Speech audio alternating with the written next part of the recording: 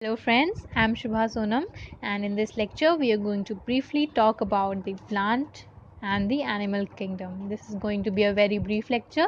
The reason being the plant kingdom and the animal kingdom are given in your NCERT as two entire chapters, and so we will be dealing with them in detail in separate courses.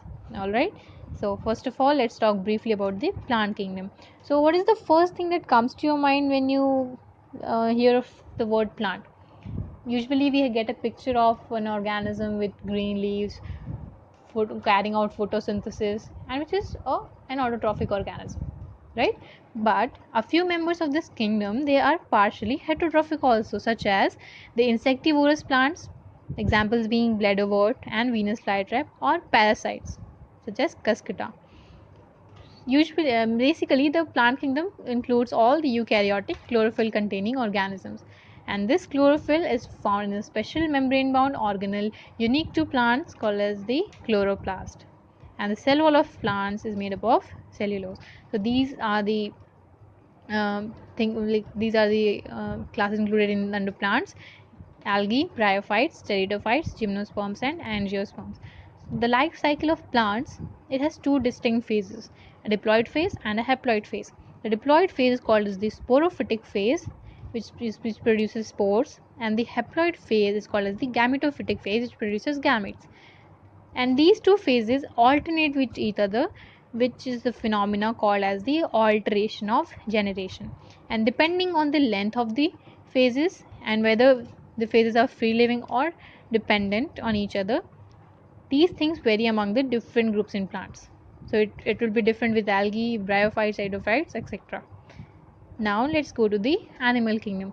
So when we hear the word animal, we think of something which is dependent on others for food, right? So animals, they directly or indirectly depend on plants for food. Herbivores, carnivores, omnivores, you must have heard of these terms, right? So animals are usually heterotrophic or eukaryotic organisms that are multicellular, and they lack the cell walls. This is a very important line. This is true for all the animals. Then the animals digest their food in internal cavity and store the food reserves as either glycogen or fat.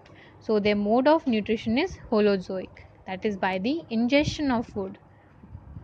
Also, they follow a definite growth pattern, not like plants which continue to grow all their life. The animals usually have a definite growth pattern, and they grow into adults having definite shape and size. The higher form of animals, they show elaborate sensory and the neuromotor mechanisms, and most of them are capable of movement from one place to another, that is called as the locomotion. And the sexual reproduction is by copulation followed by development of an embryo. Okay, so this lecture was a very brief lecture. I hope you understood it, and if you have any doubts, that will be covered in the separate courses. And no, I'm joking, you can still ask me in your comments, and you can review the course, and if you have any doubts, please tell me. Okay, thank you.